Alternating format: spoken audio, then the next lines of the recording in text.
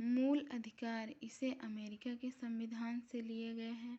इसका उल्लेख संविधान के भाग 3 में अनुच्छेद 12 से 35 के बीच है। इन्हें संविधान द्वारा गारंटी एवं सुरक्षा प्रदान की गई है। इसे मूल क्यों कहा गया? क्योंकि यह व्यक्ति के चहुमुखी विकास के लिए आवश्यक है।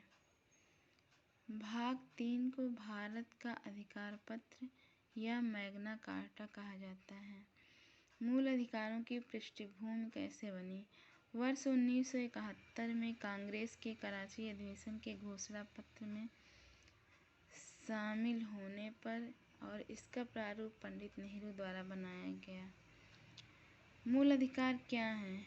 मूल अधिकार व्यक्ति के सामाजिक, आर्थिक और राजनीतिक विकास का आधार हैं।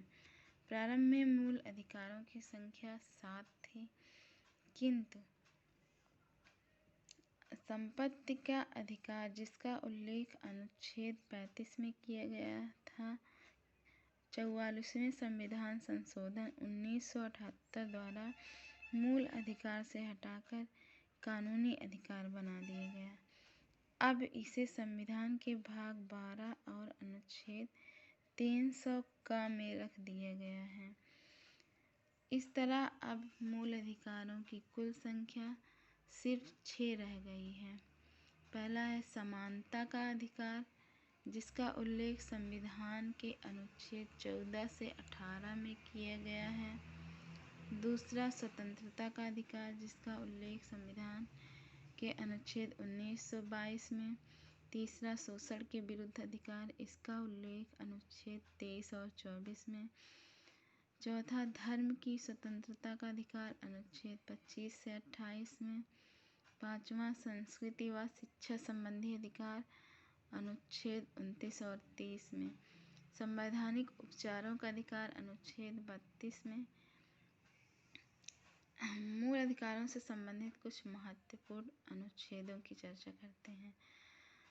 अनुच्छेद 15, 16, 19, 20 और 30 सिर्फ नागरिकों को प्राप्त मूल अधिकार हैं। नागरिकों व विदेशियों दोनों को प्राप्त मूल अधिकार। अनुच्छेद 14, अनुच्छेद 20, 21 का 22, 23, 24, 25, 26, 27 और 28 हैं।